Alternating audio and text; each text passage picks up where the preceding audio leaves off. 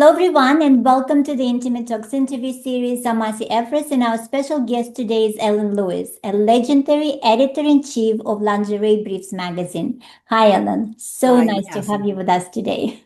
Thank you.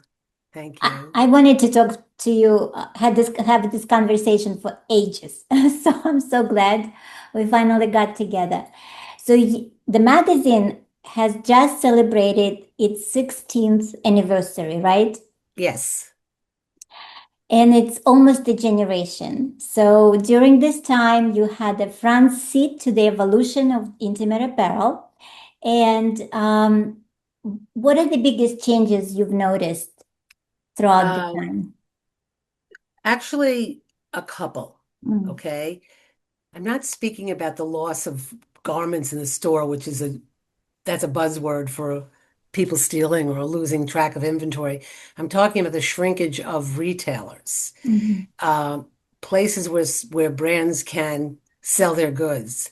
Makes it very It makes it's a very narrow channel now, and it's also true of brands. Although I think that's less of a problem than people think because there's always new brands emerging. I think the lack of outlets is a big deal. And the second major change is the internet. When Mhm. I would say, I mean, it existed 16 years ago for sure, but not like it does today, and certainly not social media like it does today. It didn't power the industry. It was a sidebar portion of the industry. So, how you sold goods did not depend on it like it does today. I used to get a lot of complaints from retailers, particularly smaller retailers, because that's what we focused on initially when we launched the site. Please, please, please tell the brands not to put their goods on websites because it hurts our business. And now those very same retailers have websites of their own because the handwriting was on the wall. And I used to have to explain to them that brands don't have the luxury of only selling stores when they have minimums to meet in production, particularly bra brands and shapewear brands.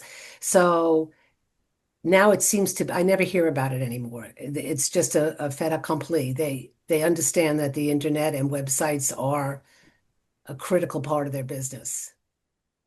Mhm. And when you were talking about shrinkage, you mean, not having enough or as many outlets for lingerie brands to sell, uh, because the specialty stores are closing?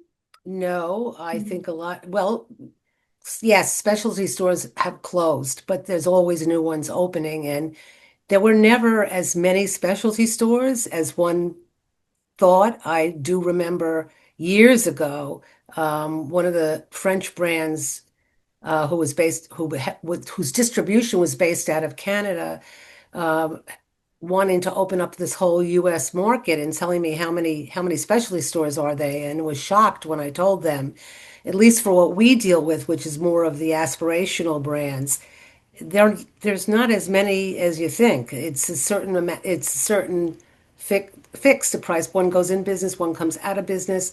I actually think the internet has helped those kinds of brands. It's the department store chains that have given way. I mean, they don't do the I'm trying to think of when I was first buying. There was Lord and Taylor. There was Bergdorf, well, Bergdorf Goodman, there still is, but there was Lord and Taylor's. I'm trying to think now. Hudson Bay is closed. There's big conversation about Neiman Marcus and Saks have changed their profiles. I mean, I don't remember right now off the top of my head, but there's so many. I think the only real department store chains that are left are Macy's, who's closed a great many stores, Mhm. and Dillard's. And if you want to call Von Maur, it has a specialty taste to it. Bloomingdale's. I really don't. I'm sure that there's more I'm not mentioning. I know there's more that I'm not mentioning, but all those stores also have cut back outlets. So Mhm. it's not the same. And back to your original question, because you probably know that I was at Macy's for a long time, but as a both as a buyer and a merchandise manager and a merchandising VP. When we were at Macy's, it was four separate chains, four separate divisions with four separate different taste levels. And although we all came together on many projects, it was four different buyers that you could sell your merchandise to. It wasn't one buyer who, at the whim of one buyer Mm-hmm. and their state of mind. And I also feel, and I don't mean to say this in a derogatory way, that when in those days, buyers were really buyers. They made their own decisions in the market. I mean, we didn't have planners. You know, we Mm-hmm. made our own decisions. We dealt with our own bottom line. And I think, and we were able to touch base with the stores we were dealing with. So there was a much more precise understanding of what the consumer in a particular region wanted or needed. And we also had massive support from the brands. They used to send people in to work with our store managers. They used to send people in to work with me. It's the communication was much more um, interwoven, if for the lack of a better word. And I think that that's changed. It's just feels like a block now. Like you just buy goods, they get distributed. Where's the feedback? You know, management tells them what to buy. Yeah. Numbers are very critical, but we were responsible for our own numbers. Numbers, I mean, I think I told you once, I'm not sure if I told you once, that the beauty of this business is that you have to be an Einstein and a Picasso at the same time. Oh, So so numbers, beautifully said. Love I, it. I, I that's why I love the business because you have, besides the numbers within your contained within your own business, you have businesses in lingerie that are critical numbers to the total of the industry, particularly foundations, panties, where when your grasp of how to distribute merchandise and handle your open to buy Mhm. um, it's critical. And then you have still have to be able to see the beauty of a garment or the potential of a garment to capture someone's attention. So it's a big balance. Absolutely. You publish new articles every day, right? And Well, we started out once a week, but it morphed. Yeah. right into every day. And how do you do it? I don't write 5 days a week. Mm-hmm. And Shirley, my partner, doesn't write 5 days a week. We have you doing our intimate talks. We have Estelle doing our featured designers. We have Tina doing our fashion illustrations. I want to mention everybody. I can't remember off the top of my head. I certainly I have a whole Allison, my social media director, Mm-hmm. is extraordinary. And they're all from the intimate apparel industry. Allison owned a store called Fair Frou Frou for years in Yes. California. You come from a design and background. Tina comes from a design background. Um, who else did I mention? I don't know. Estelle Estelle's in Europe and she covers Mm-hmm. all the indie brands for me and new and upcoming European brands. I mean, we work together. Obviously, we have conversations and that takes time, but I don't do the work alone. I have a team. So Mm-hmm. that's one answer. And Right. the second answer is I like to write. So Mm. it's sometimes it's actually a relief to get to close the door and get away from the rest of my world. So it's always Oh, been a passion of mine. So wonderful. Well, definitely shows. I love your articles. I recognize your style immediately. It's wonderful. It's very thoughtful and very down to earth. I love it. So I don't know if many people know, but the readership of Lingerie Briefs is tremendous, and it also known in many countries besides US and Canada. So do you want actually, to? Yeah. yeah, I can try to I haven't looked carefully, but we have about 37,000 followers on Instagram. Mm-hmm. And believe it or not, Pinterest is amazing. We have we have amazing response on Pinterest. We publish there every day what we show, what from Mm-hmm. the brand and whatever. We have a huge presence on what else are we on? Asi, you know too. LinkedIn, Facebook, you everywhere. And Uh, I just wanted to say this number out loud. You have 60,000 specific viewers per month, right? yeah. In Mhm. on all English speaking countries, which is like about 95. Well, we're in a lot of countries. The five top countries are obviously uh well, America's the North America, I mean North America, but believe it or not, I would say Great Britain is right Mm-hmm. up there with Canada, Yes. some often beating them because Mm-hmm. we cover a lot of British brands. Yes. And so those three, obviously, France, we have some readership in Mexico because of my Mexican liaison. Um, but I mean, if you look at the map, it's in 70 countries, but there's two Mm-hmm. pieces, Right. the big guys, Germany's pretty strong. Yeah. Um, I don't I'm sure Australia is. I haven't looked lately, Aussie, to be honest, but yeah, it's definitely strong in speaking countries, definitely. I think it's hard to translate a style of writing easily in something like this that's in and out fast every day. I mean, I we really it's a struggle to keep an article under 300 words, and we really try to do that. The Mm-hmm. imagery we as much as possible. I think everything's about visual, but Mm-hmm. it's very hard to write under 300 words and capture the DNA of a product or a garment or a brand. I will say this, that each social media platform appeals to a different group of readers. There's overlap, obviously. Mm-hmm. I've had LinkedIn, I don't put everything on LinkedIn, but when we put the interviews on LinkedIn, we have massive response. We had 10,000 people read one of our articles on domestic abuse. Mm-hmm. So it depends on the subject matter, how we approach it, whether we do a reel, we always do a post. Every day Mm-hmm. there's a post. Yes. So I don't know, does that answer your question? Yes, yes. I just wanted everyone to know the readership because when I pronounce, that number, people go, "Wow, we didn't know." No, I know. I know some people have no idea. Yeah, I'm very much of a under the radar type person. I'm not a big salesperson, so right. That's why I wanted I to have to be mention that directly number. asked. Yeah, yeah, Absolutely.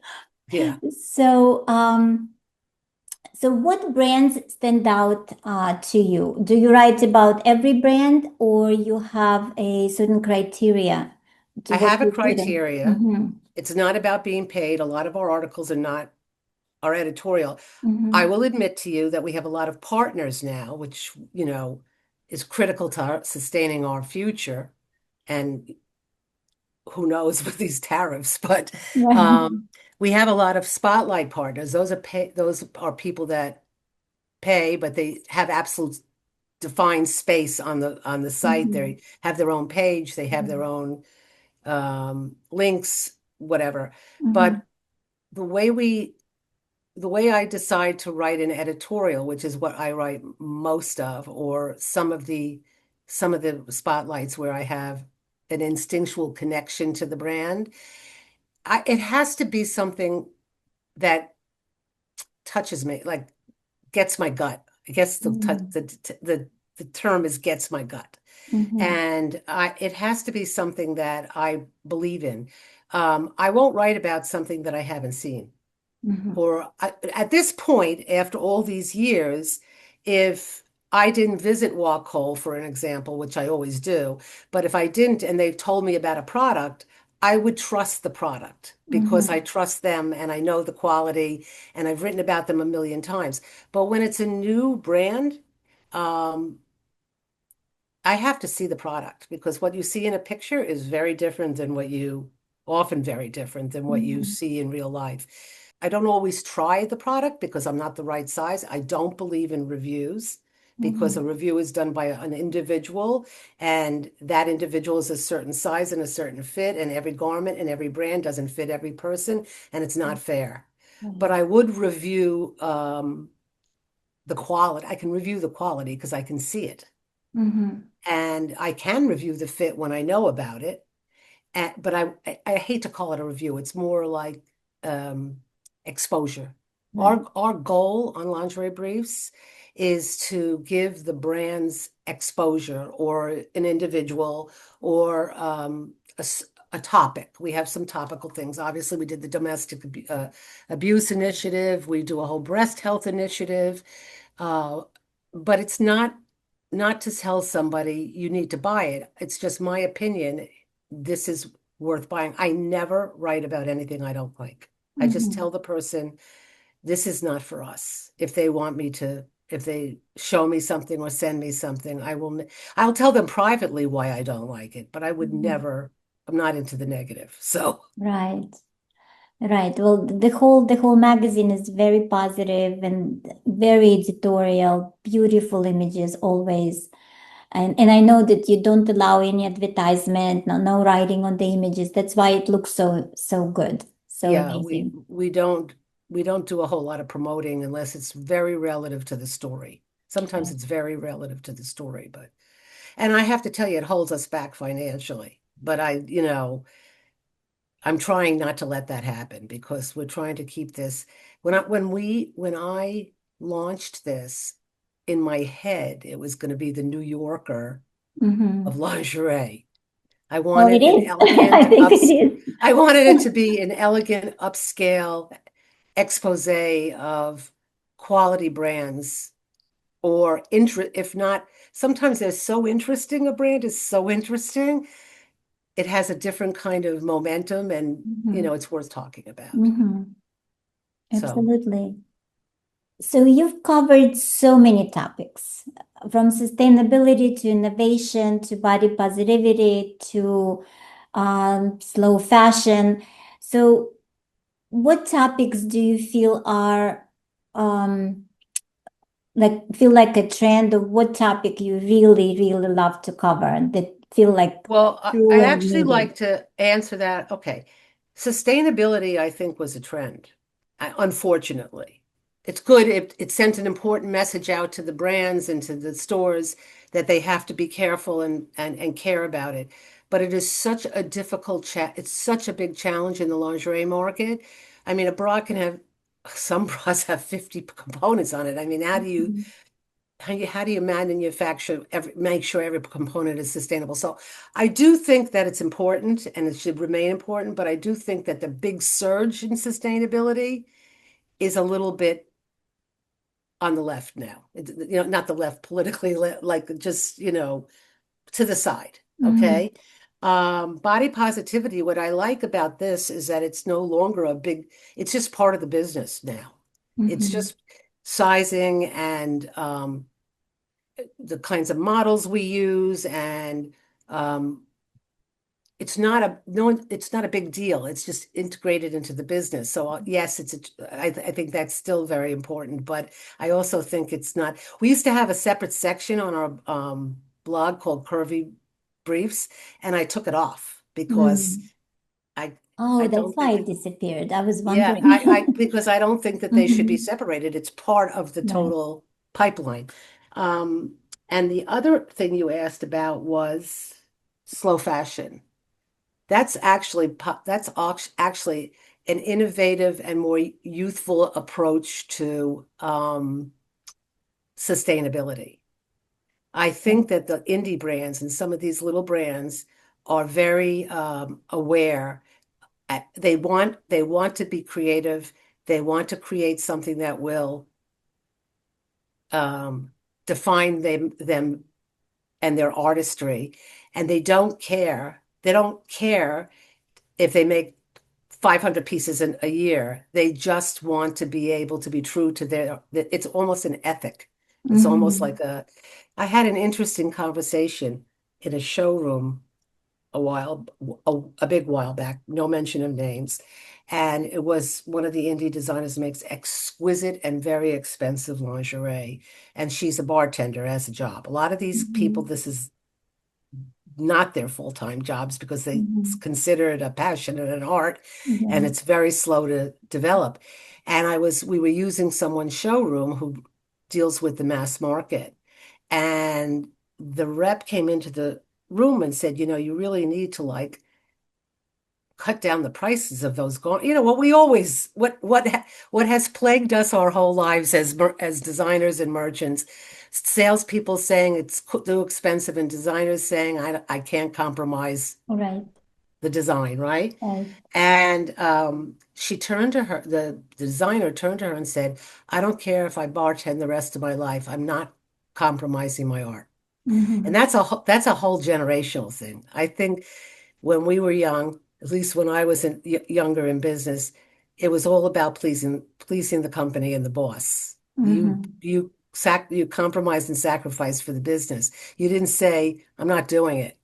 Um, I'd rather go out on my own, but we also didn't have the internet to let us go out on our own. Right. So, Exactly. does that answer your question? Yes. Yes. Okay. Absolutely. Okay. Yes. So, what advice can you give small and emerging brands for them to stand out in the industry? Media. It's all Mhm. about media. I mean, and frankly, the video, I mean, I wish I had access to more of it on our site. It's not cheap, but I think imagery, Mhm. social media, unfortunately, I mean, I don't like what's happened to the world because of social media in many respects, but it is the right place to be. Um, Obviously, video works really well with certain customer profiles. And I think it is working for a lot of these emerging brands. They don't even bother Mhm. they don't bother with showrooms. They don't bother with Yes. trade shows. They don't even Mhm. bother with retailers. They go out on their own and they sell it direct. Yeah. So It's a new I phenomenon, I think feel it's like. exposure on Mm-hmm. Yes. yeah, yeah. I, I wish sometimes that it wasn't true. I could give some advice to some of the brands just from my experience. Imagery is critical.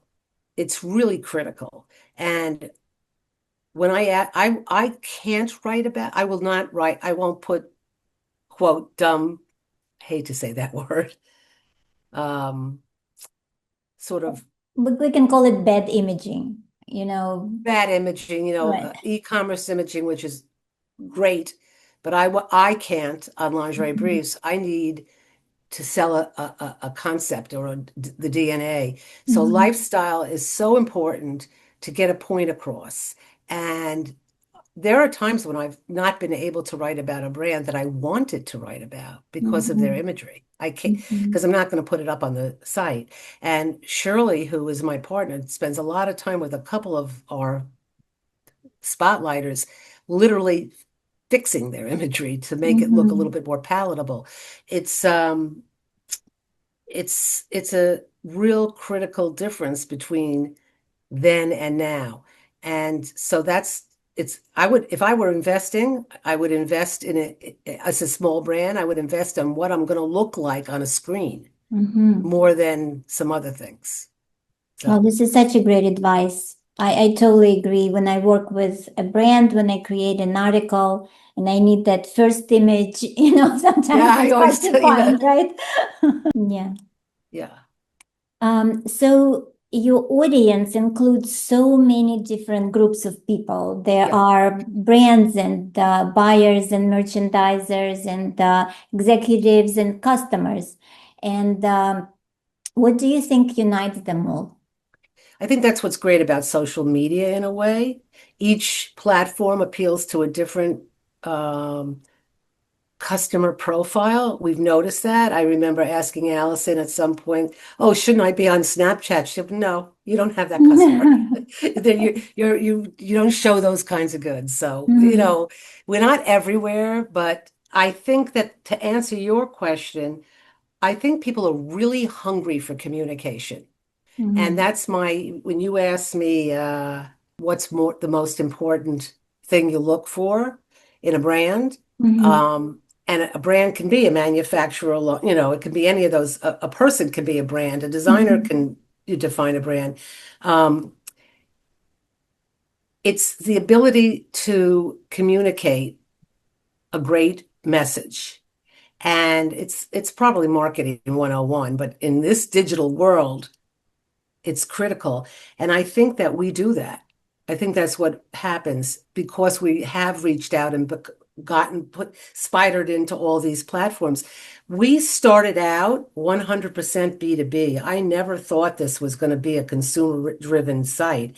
It was Mhm. always in my mind, it was always going to be uh, information for buyers. Mhm. Really, not even anybody else. It was, Mhm. I felt like the world was getting a little white bready. The store, everything was the same. You'd go into a department store, you didn't know which end of the mall you were at. They carried the same brands. It had lost its eclectic, it had lost its power to like To when you surprise, shop. right? Yes, the power to, perfectly said. Yes, Mhm. power to surprise. And I remember when I was a buyer at Macy's many years ago, we used to receive a booklet on our desks every Monday morning. It was a subscription book. Obviously, Macy's paid for it, but it was called the Toby Report, which I think is Mhm. around in some format or another now. And it was just um, pen and ink sketches and a little blurb about Mhm. things that the person covering your market had seen in the market. And Mhm. it gave me information. Now we went in the market all the time. We didn't have, video market and all that kind of stuff. But Mhm. I would go see someone if I saw something in there that looked interesting. I wanted to provide that to the intimate apparel market. I wanted to be Mhm. able to say to the buyers, I have experience, I've done this. I'm not a buying office, but I have experience. I've done this, and this product solves this problem. If you have that customer profile, every store is Mhm. different. It Mhm. might be something worth looking into. So it was exposure for the brands and information for the merchants. Mhm. Uh, that's how and I think that that's what's happening. I can tell from who reads some. We can see sometimes who reads our stuff. And it is lace manufacturers, it is buyers, it is divisional heads, it's designers, it's exposure. Right. It's And I the think that, entire industry. I feel like every executive receives your newsletter, and I love also to look at it every week. But with that kind of readership, 60,000 viewers per month, I feel you're also B2C because who works oh, in we the are industry, now. Oh, right? we're definitely, yeah, I should have said that to you. I'm sorry. Mm-hmm. We started out B2B, but Mm-hmm. because of social media, we changed. Mm-hmm. So yes, you're 100% right. I don't know the percentage, but if I were going to guess, I would say 60-40, maybe even Mm-hmm. 50. I mean, Yeah. Instagram, I mean, I look at the people that open up my Instagram stories because you can see it, the names of Mm-hmm. people reading. I don't know who they are. I Mm-hmm. know some of them, but most of them, and which I have to assume they're not from the consumers. Right, they're consumers, but Right. I also feel like even all these executives and buyers and manufacturers, they're also women. And when I see amazing lingerie and I have a link to click and go on the website and find it there, I buy it. So I Yeah, think you have more customers than you create more customers maybe. Yeah, than maybe. you can. We don't even do affiliate work. We don't, I don't want any pressure on us to sell. I mean, we talk about it sometimes. People don't read deeply on these. This you get so much incoming on your email.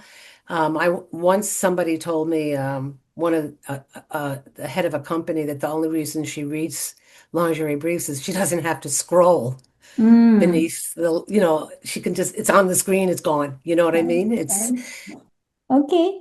Um, So maybe last question. What still inspires you? What makes you get up in the morning and be very excited about yet another article? It's not easy because there's not a lot of great new things, but when I see something new or I talk to somebody at a trade show or and an idea clicks, like I read every email I get from an outside person, even Mm-hmm. though 99 out of 100, I'm talking about lingerie, people wanting to write for us, people, Mm-hmm. uh, because you never know what you're going to discover. And it's Mm-hmm. really hard. I go I remember I used to go to Paris and they get there and I go, why am I here? I don't want to be here. I don't want to walk around this building for 3 solid days. But then you see something wonderful and you Mm-hmm. know why you came. Mm-hmm. I can't explain it. It's looking at seeing something and it hits my gut. And I know it's Mm-hmm. going to be, there's a conversation to be had. It might not be saleable, but it might be influential. It might be Mm-hmm. inspirational. It might be educational, but it gets my gut. And uh, I think I used to call it the thrill of the kill. Like that, Right. you all of it, when you see your numbers explode or you see an idea that makes you feel great about the day. And Mm-hmm. it's very hard to define it. I don't know what the word is for it, but I think that's what makes a merchant a merchant, a good merchant. Yeah. I Knowing, sometimes say when I used to mentor designers and teach them what to look for in the market when they're out, to find something you can render as new and interesting. I yeah, think that's very exciting. it's a treasure hunt. Yeah. It's a treasure hunt. Why do people love Costco?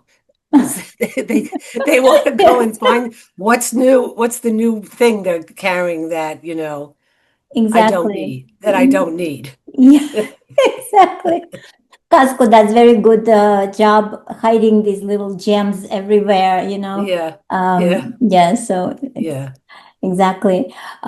So I always see you at every Curve New York show, and one is coming up now in August, and I know yeah, you'll be there all 3 days, sitting with brands, looking for new things, and then creating this amazing, massive. Sometimes it's even in two parts recap of the show, yeah, which yeah, I absolutely love to see. yeah. Um, what other show do you go to?